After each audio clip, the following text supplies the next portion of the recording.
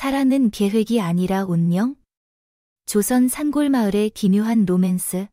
조선 중기, 충청도 깊은 산골마을은 가을 안개로 뒤덮인 아침을 맞이했다. 산자락을 따라 흐르는 맑은 개울물 소리가 골짜기를 울렸고, 마을 어귀의 오래된 느티나무 아래로 바람이 단풍잎을 흩날렸다. 마을 끝자락, 기와 몇 장이 떨어져 나간 초라한 초가집이 서 있었다. 그 집은 한때 양반의 위세를 떨쳤던 이덕수 가문의 마지막 흔적이었다. 조상들의 과거 급제 소식은 이제 마을 어른들의 입에서만 희미하게 떠돌 뿐. 집안은 가난의 그늘에 짓눌려 있었다. 25살 노총각 이덕수는 이 몰락한 집안의 외아들이었다. 그는 키가 훤칠하고 얼굴은 단정했으나 눈빛에는 세월의 무게와 체념이 깃들어 있었다. 낮에는 논밭에서 괭이를 들고 땀을 흘렸지만 밤이 되면 홀어머니의 병상 옆에서 한숨을 내쉬었다. 어머니, 최 씨는 허약한 몸을 이끌고 침상에 누워 있었다. 그녀의 얼굴은 주름으로 덮였지만 젊었을 적 명문가의 기품이 엿보였다. 밤마다 어머니는 떨리는 목소리로 같은 소원을 읊었다. 덕수야, 내가 죽기 전에 며느리가 끓여준 따뜻한 죽 한 그릇만 먹어보고 눈을 감고 싶구나. 그 말은 이덕수의 가슴을 칼처럼 찔렀다. 어머니의 병세는 날로 깊어졌고 집안에는 쌀 한 톨조차 귀한 때였다. 마을 우물가에서는 아낙네들이 수군거렸다. 이덕수가 25인데 아직 장가도 못 갔다니. 쯧쯧. 순이 아주머니가 혀를 찼다. 그녀는 마을 소문을 퍼뜨리는데 선수였다. 옆에서 바느질 솜씨 좋은 옹주가 말을 받았다. 그러게, 저 집이 어쩌다 저렇게 됐나? 한때 양반집이었는데 이제 농사꾼이나 다름없지? 과부 영수는 한숨을 쉬며 덧붙였다. 그래도 덕수 그 아이. 마음만은 착하지. 어머니 병수발을 저리 정성껏 드는데. 따하. 이덕수의 마음속에는 오랫동안 간직한 비밀이 있었다. 그는 마을에서 가장 이름난 명문가 최참판 댁의 첫째 과부 유씨 부인을 짝사랑했다. 유씨 부인은 30을 갓 넘긴 나이에 고운 용모와 고결한 인품으로 마을 사람들의 입에 오르내렸다. 그녀의 긴 머리는 비단처럼 윤이 났고 걸음걸이는 바람에 흔들리는 버들가지처럼 우아했다. 하지만 이덕수 같은 몰락한 양반에게 그녀는 구름 위의 달처럼 닿을 수 없는 존재였다. 최참판 댁은 기와집이 즐비한 대저택이었고 그곳에서 유씨 부인은 홀로 고고히 지냈다. 이덕수는 장터에서 그녀를 멀리서 훔쳐볼 때면 가슴이 두근거렸다. 그러나 감히 말을 걸 용기는 없었다. 내가 뭘 한다고? 저런 분을. 그는 혼잣말로 중얼거리며 논밭으로 돌아가곤 했다. 그러나 어머니의 소원은 점점 더 간절해졌다. 어느 가을 저녁, 어머니가 다시 죽 한 그릇을 바라는 말을 꺼내자 이덕수는 더 이상 망설일 수 없었다. 그는 자신의 짝사랑과 어머니의 바람을 하나로 묶어 대담한 결심을 내렸다. 유씨 부인을 보쌈의 며느리로 맞이하리라. 이 엉뚱한 계획을 실행하기 위해 그는 마을에서 소문난 삼형제를 불렀다. 삼형제는 허풍과 장난으로 유명한 이들이었다. 맞이 김대길은 대장장이었지만 눈이 나빠 낮에도 물건을 제대로 보지 못했다. 둘째 김중길은 나무꾼이었으나 길치라 집도 찾기 어려웠다. 막내 김막길은 자칭 보쌈 전문가였지만 실은 닭장터리로 생계를 잇는 건달이었다. 이덕수는 이들의 허풍을 모른 채 진지하게 계획을 설명했다. 잘 들으시오. 최참판 댁 대문으로 들어가면 오른쪽에 횡란이 보일 거요. 그걸 지나 앞마당으로 나오면 사랑채가 있고 그 뒤쪽으로 가면 안채가 나와요. 안채 맨 왼쪽 끝방이 유씨 부인 방인데 그 앞에 매화나무 2그루가 서 있어. 절대 헷갈리면 안 돼요. 이덕수의 말에 김대길이 자신만만하게 가슴을 쳤다. 에그, 걱정 마셔. 이 동네 땅이라면 눈 감고도 다닌다니까. 김중길도 고개를 끄덕였다. 맞아요. 우린 뭐 하나 하면 착착 잘 굴러가요. 김막길은 허세를 부리며 말했다. 보쌈이라면 우리야 전문이지. 과부들이 우리만 기다린다니까. 그러나 그들의 자신감은 허풍에 불과했다. 마을 아낙네들은 이 소식을 듣고 웃음을 터뜨렸다. 순이가 말했다. 저 삼형제가 무슨 일을 제대로 하겠어? 이덕수도 참 어쩌다 저런 놈들을 믿었대. 옹주는 킥킥대며 덧붙였다. 그래도 재미는 있겠네. 무슨 일이 벌어질지 궁금하구먼. 그날 밤 이덕수는 지마당에 서서 달빛을 바라보았다. 하늘은 맑았고 별빛이 유씨 부인의 고운 얼굴처럼 반짝였다. 그의 가슴은 두려움과 설렘으로 가득했다. 어머니의 소원을 이루고 내 마음도 지킬 수 있을까? 그는 혼잣말로 중얼거렸다. 바람이 그의 뺨을 스치며 멀리 최참판 대개기와 지붕을 비췄다. 그곳에서 유씨 부인은 잠든 채로 이덕수의 운명을 기다리고 있었다. 그러나 운명은 늘 엉뚱한 길로 흐르는 법. 삼형제의 발걸음이 어둠 속으로 사라지며 이덕수의 삶을 뒤바꿀 이야기가 시작되었다. 과연 이 보쌈은 어떤 파란을 일으킬까? 다음 장에서 그 엉뚱한 운명의 첫걸음이 펼쳐진다. 충청도 산골마을의 깊은 밤이 찾아왔다. 달빛은 희미하게 마을을 비추었고 최참판 댁의 높은 기와 지붕 위로 은은한 빛을 드리웠다. 대문 앞에 선 삼형제. 김대길, 김중길, 김막길은 어둠 속에서 숨을 죽이고 있었다. 김대길은 눈을 찡그리며 대문을 살폈다.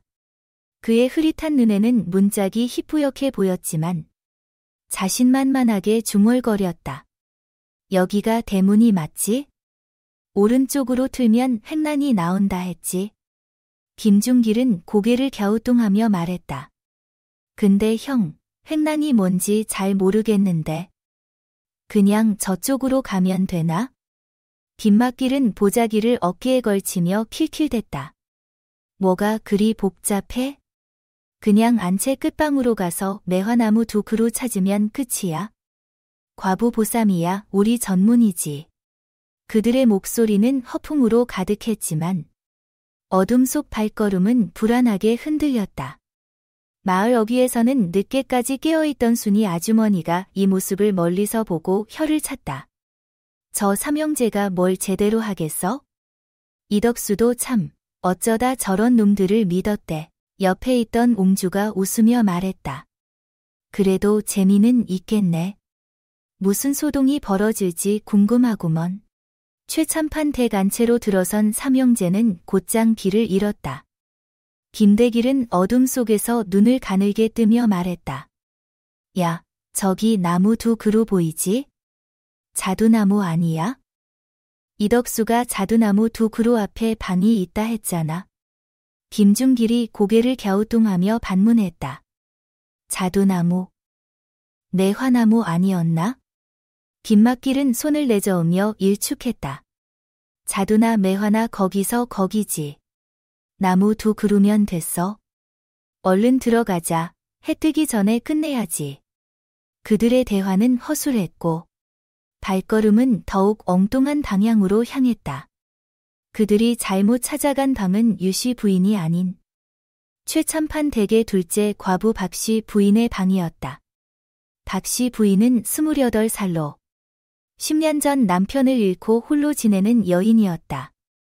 그녀는 대담하고 적극적인 성격으로 마을에서 유명했다.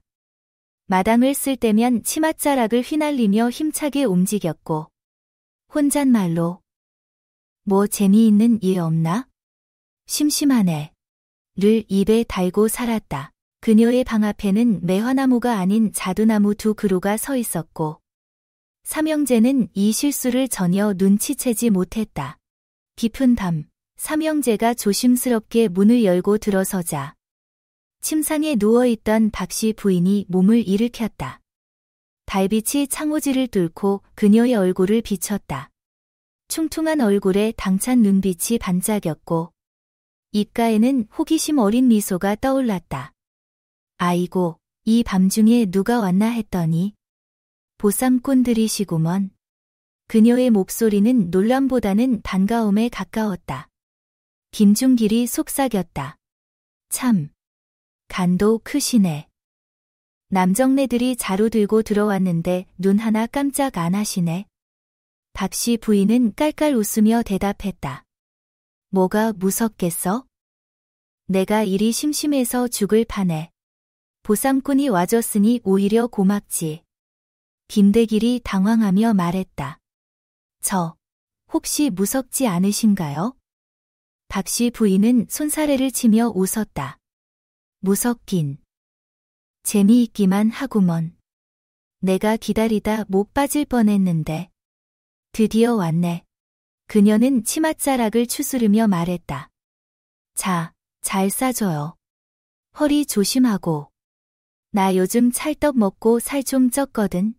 삼형제는 어리둥절했지만 박씨 부인의 당찬 태도에 이끌려 그녀를 보자기에 싸 이덕수 집으로 향했다.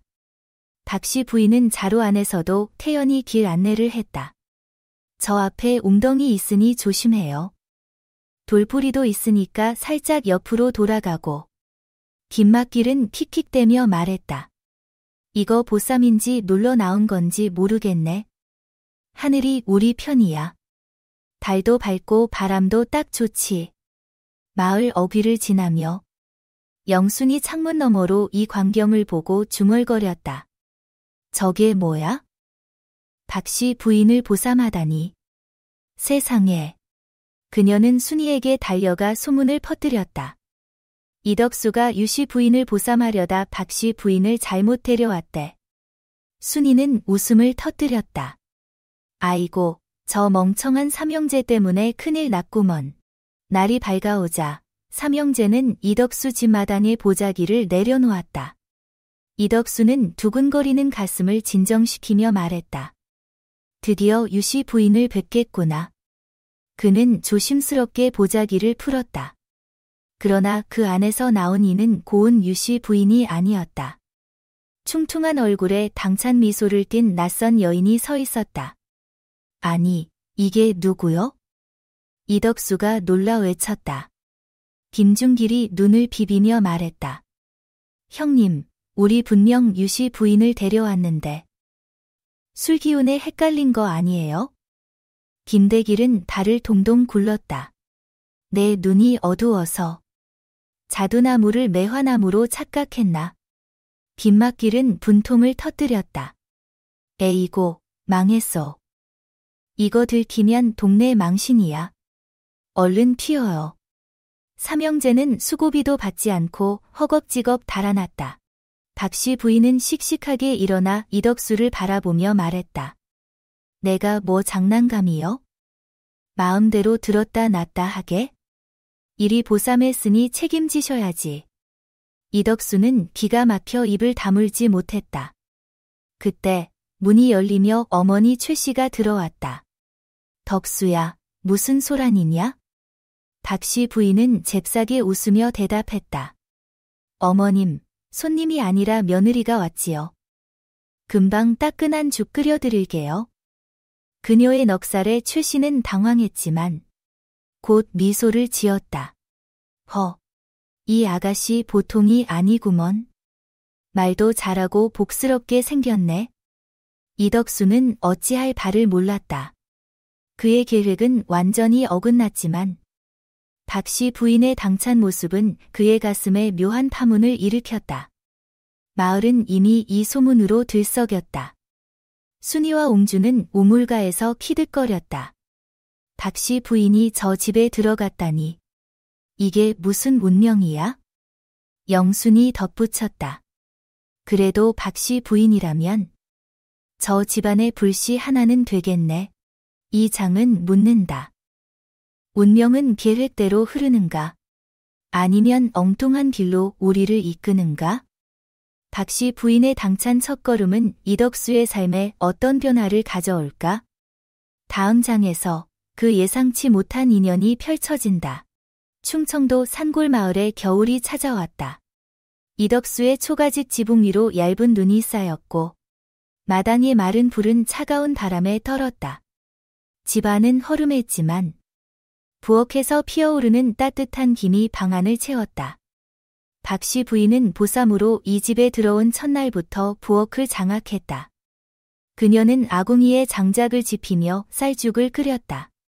김이 모락모락 나는 죽그릇은 병든 최씨 어머니의 손에 들려졌다. 어머님, 따끈한 죽 드셔요. 몸에 기운이 돌게 쌀알을 곱게 갈았답니다. 박씨 부인의 목소리는 밝고 단단했다.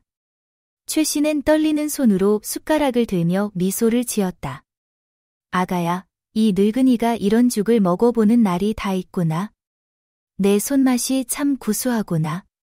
그녀의 얼굴에는 오랜만에 생기가 돌았다. 이덕수는 멀리서 이 모습을 보고 가슴이 묘하게 울렸다. 어머니의 소원이 이루어지는 순간이었지만 유씨 부인을 향한 그의 마음은 여전히 어지러웠다. 마을은 이 엉뚱한 보쌈 소문으로 들썩였다. 우물가에서 순이와 옹주가 수군거렸다. 박씨 부인이 이덕수 집에 눌러앉았다니. 세상에. 순이가 눈을 동그랗게 뜨며 말했다. 옹주는 바느질 바구니를 들고 킥킥 웃었다.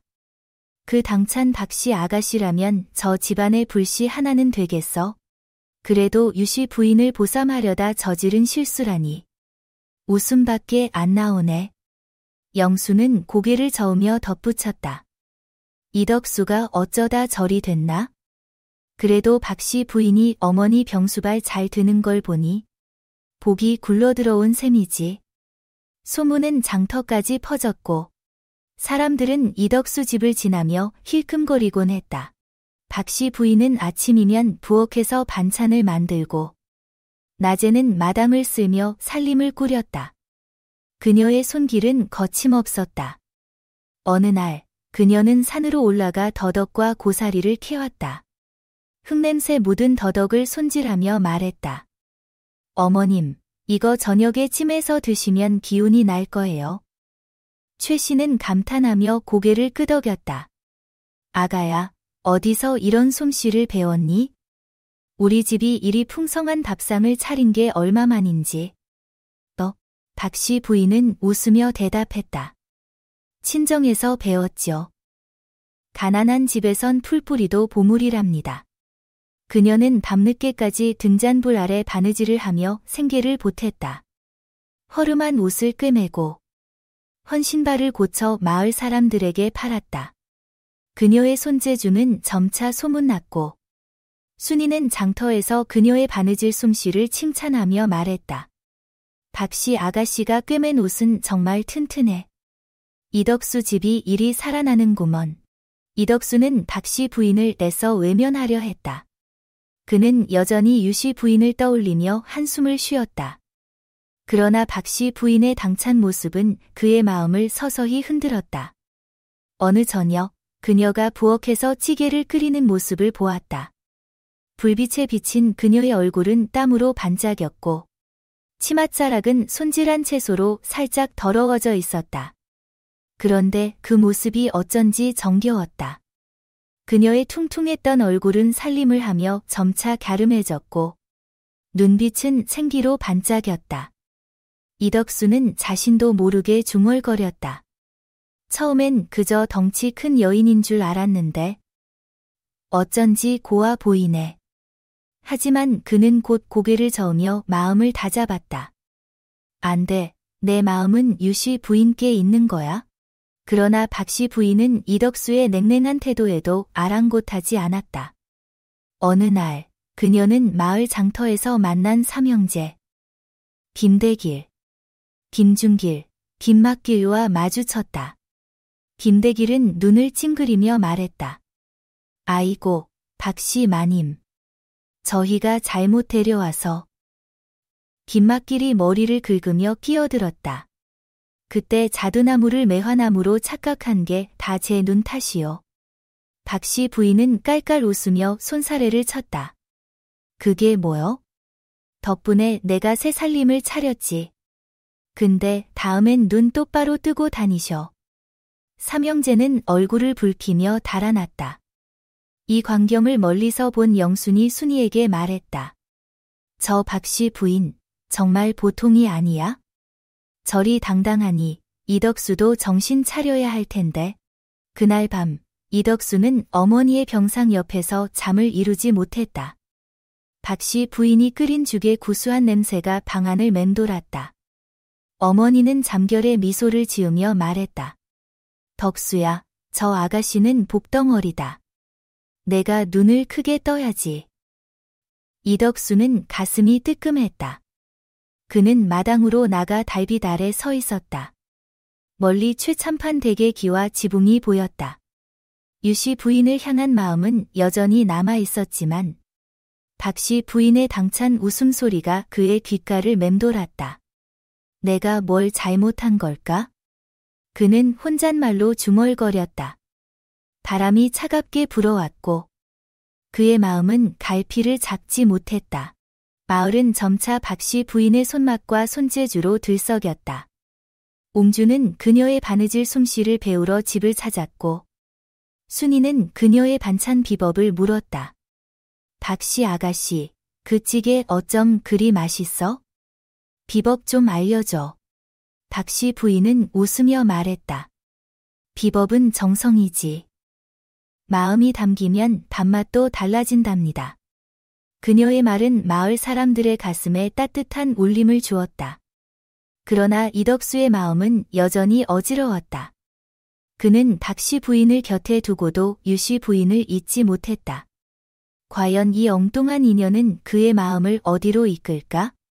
다음 장에서 박씨 부인의 헌신과 이덕수의 흔들리는 마음이 새로운 국면을 맞는다.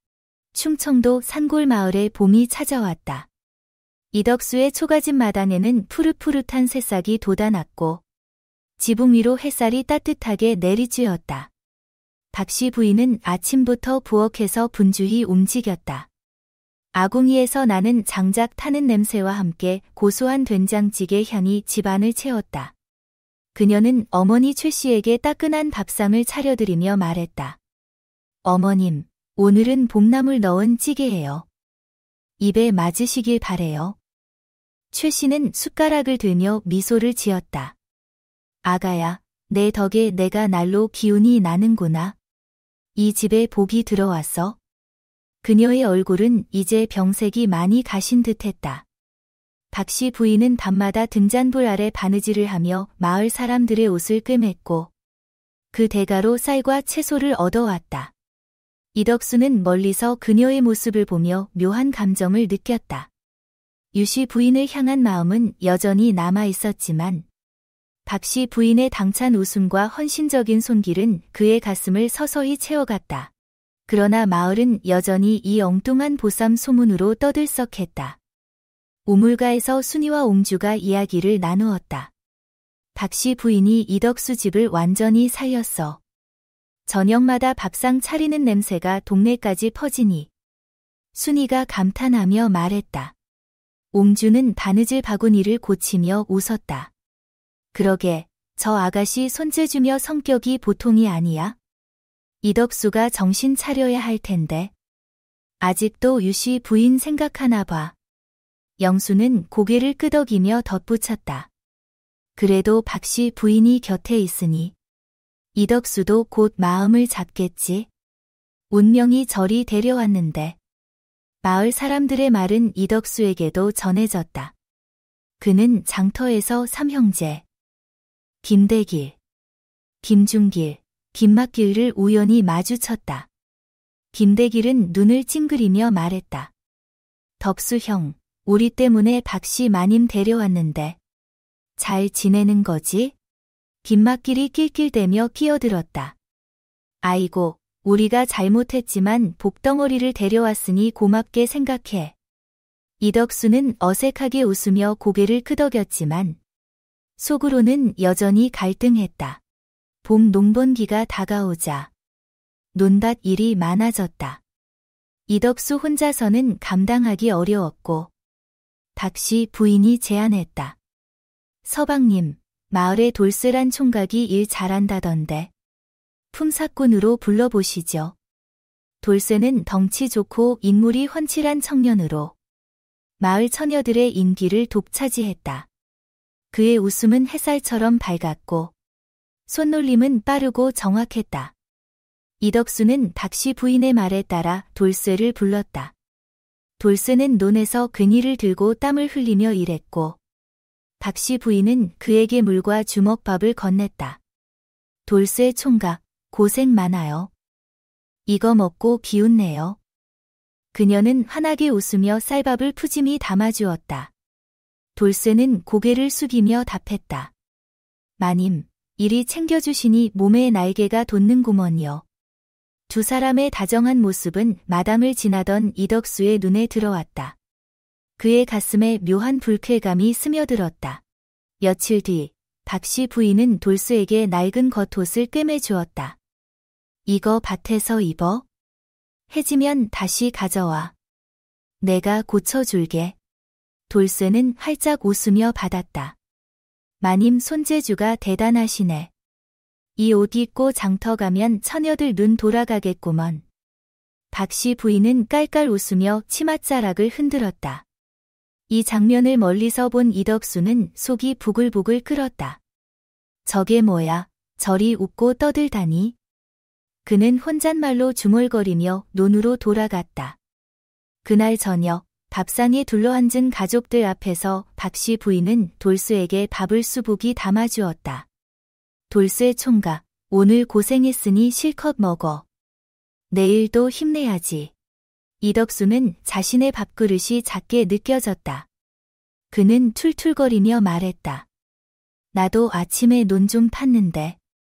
왜 내 밥은 이리 적어? 박씨 부인은 고개를 갸우뚱하며 응수했다. 서방님은 낮에 장터에서 빈둥거렸잖아요. 돌쇠가 혼자 고랑 팠는데. 밥이라도 든든히 먹어야지. 이덕수는 얼굴이 붉어져 말문이 막혔다. 그날 밤, 이덕수는 잠을 이루지 못했다. 등잔불 아래 바느질하는 박씨 부인의 모습을 힐끔거렸다. 그녀의 손은 바늘을 쥐고 정성스레 움직였고 얼굴은 땀으로 반짝였다. 처음엔 퉁퉁하다 생각했던 그녀의 모습이 이제는 단아하고 따뜻해 보였다. 이덕수는 속으로 중얼거렸다. 내가 왜 이리 속이 뒤틀리는 걸까? 유씨 부인을 생각해야 하는데. 그는 마당으로 나가 차가운 밤 공기를 마셨다. 멀리 최첨판 대개기와 지붕이 달빛에 빛났다. 그러나 그의 머릿속엔 박씨 부인의 웃음소리와 돌쇠를 향한 다정한 말초가 맴돌았다. 마을 우물가에서는 순이와 영순이 이 소식을 주고받았다. 이덕수가 박씨 부인 때문에 질투하는 것 같더라. 돌쇠랑 웃고 떠드는 걸 보고 얼굴이 새빨개졌어. 순이가 킥킥댔다. 영순이 말했다. 저러다 이덕수 마음이 돌아서겠네. 박씨 부인이야말로 진짜 복덩어리야. 이덕수는 혼자 논밭에 서서 하늘을 올려다보았다. 내가 뭘 놓치고 있는 걸까? 그의 가슴에 질투의 불씨가 타올랐지만 그 불씨는 곧 다른 감정으로 변해갔다. 박씨 부인의 헌신과 당찬 모습은 그의 마음을 서서히 녹이고 있었다. 과연 이 질투는 그의 마음을 어디로 이끌까? 다음 장에서 이덕수의 마음이 마침내 진실과 마주한다. 충청도 산골마을에 여름이 성큼 다가왔다. 이덕수의 초가집 마당에는 박씨 부인이 심은 나물이 햇살을 받아 반짝였고 지붕 위로 새로 올린 비와 몇 장이 햇빛에 빛났다. 집안은 이제 허름했던 옛 모습이 아닌 정갈한 살림살이로 채워졌다. 박씨 부인은 아침마다 부엌에서 구수한 된장국을 끓였고 그 향기는 마을 어귀까지 퍼졌다. 어머니 최 씨는 건강이 많이 회복되어 마당을 거닐며 나무를 다듬는 며느리를 바라보았다. 아가야, 내 덕에 이 집이 살아났구나. 내 소원도 이뤘고. 그녀의 목소리는 따뜻했고 얼굴에는 미소가 번졌다. 박씨 부인은 치맛자락을 거두며 웃었다. 어머님, 저야말로 이 집에 온 게 천복이에요. 이덕수는 멀리서 이 모습을 보며 가슴이 따뜻해졌다. 유씨 부인을 향한 옛 마음은 희미해졌고 박씨 부인의 당찬 웃음과 헌신이 그의 마음을 완전히 채웠다. 마을은 이 집안의 변화를 화제로 삼았다. 우물가에서 순이가 옹주에게 말했다. 이덕수 집이 완전히 달라졌어. 박씨 부인이 들어오니 집안에 웃음꽃이 피었지. 옹주는 바느질 바구니를 들며 맞장구 쳤다. 그러게, 저 아가씨 손마시며 손재주가 보통이 아니야. 이덕수도 이제 정신 차린 것 같더라. 영수는 웃으며 덧붙였다. 보쌈이 잘못됐는데. 오히려 복덩어리를 데려왔으니 운명도 참 묘하지. 이 소문은 장터까지 퍼졌고 사람들은 이덕수 집을 지나며 부러운 눈길을 보냈다. 삼형제, 김대길, 김중길, 김막길도 장터에서 이덕수를 만나며 머쓱하게 웃었다. 김대길이 눈을 찡그리며 말했다. 덕수 형, 우리가 잘못했지만 잘 됐지 않나? 김막길이 낄낄대며 덧붙였다. 자두나무, 내화나무 착각이 천운이었어. 이덕수는 웃으며 고개를 끄덕였다. 그래, 너희 덕에 복이 굴러들어왔지? 그러나 이덕수의 마음이 완전히 안정된 것은 아니었다. 돌쇠와 박씨 부인의 다정한 모습은 여전히 그의 가슴에 작은 가시로 남아있었다. 어느 날, 돌쇠가 논에서 일하다 박씨 부인에게 도라지 꽃을 건넸다. 마님, 이거 밭에서 꺾었는데. 마님 웃음처럼 곱네요. 박씨 부인은 깔깔 웃으며 받았다. 돌쇠 총각, 참 살갑구나. 이 장면을 본 이덕수는 가슴이 뜨끔했다. 그는 더 이상 참을 수 없었다. 그날 밤, 등잔불 아래 바느질하는 박씨 부인에게 다가가 술김에 말을 꺼냈다. 부인, 내가 왜 이리 속이 타는지 아시오? 부인이 돌쇠랑 웃고 떠드는 걸 볼 때마다 내 맘이 꽉 막히고 온종일 부인 생각뿐이요. 그의 목소리는 떨렸지만 진심이 담겨 있었다. 박씨 부인은 놀란 눈으로 그를 바라보았다. 서방님, 그게 무슨 말씀이세요? 전 그냥 돌쇠가 일 도와줘서 고마워한 것뿐인데. 그녀의 눈가에 눈물이 맺혔다. 이덕수는 용기를 내어 손을 잡았다. 내가 잘못했소. 부인을 외면했지만 이젠 알겠소. 내 마음은 부인께 있어. 그 순간 두 사람은 등잔불 아래 서로의 진심을 확인했다. 박씨 부인은 울먹이며 말했다. 서방님, 저도 언제부턴가 마음이 서방님께 갔어요. 이 집을 위해 애쓰다 보니. 어느새. 그녀의 말은 떨렸지만 따뜻했다. 이덕수는 그녀를 끌어안으며 말했다. 부인, 이 집 복덩어리요. 마을은 이 소식을 금세 알았다. 순이가 우물가에서 웃으며 말했다. 이덕수가 드디어 박씨 부인한테 홀딱 반했대. 저러다 애처가 되겠어. 영순이 맞장구 쳤다. 운명이 엉뚱하게 시작됐어도 진심은 통하는 법이지. 이덕수는 변했다. 그는 아침이면 박씨 부인과 나란히 마담을 쓸었고 밤에는 바느질하는 그녀 옆에 앉아 농담을 건넸다. 부인, 이 국물 맛이 어쩜 이리 구수한지. 하늘이 내린 손맛이야. 박씨 부인은 깔깔 웃으며 답했다. 서방님이 칭찬해주니 더 맛이 나는 거예요. 그녀는 비법 간장 장사를 시작했다.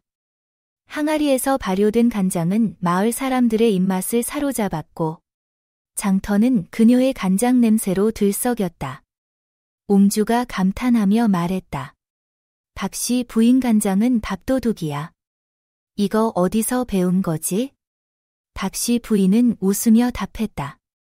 정성과 어머님 손맛이 비법이죠. 장사는 날로 번창했고 이덕수 집은 논밭을 되찾고 기와를 더 올렸다.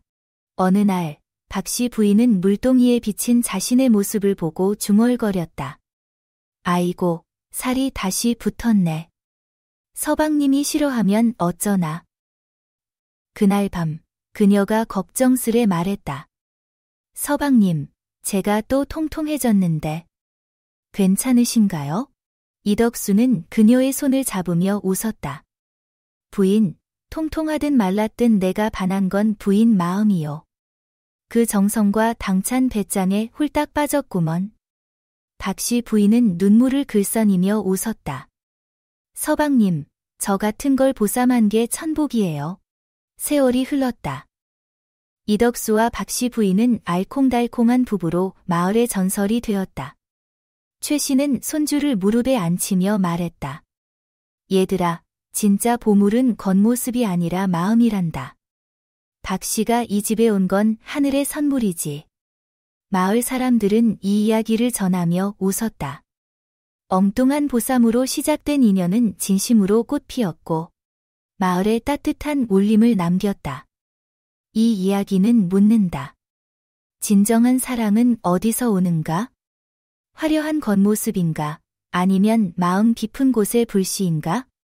이덕수와 박씨 부인의 이야기는 오늘도 마을에 전해진다.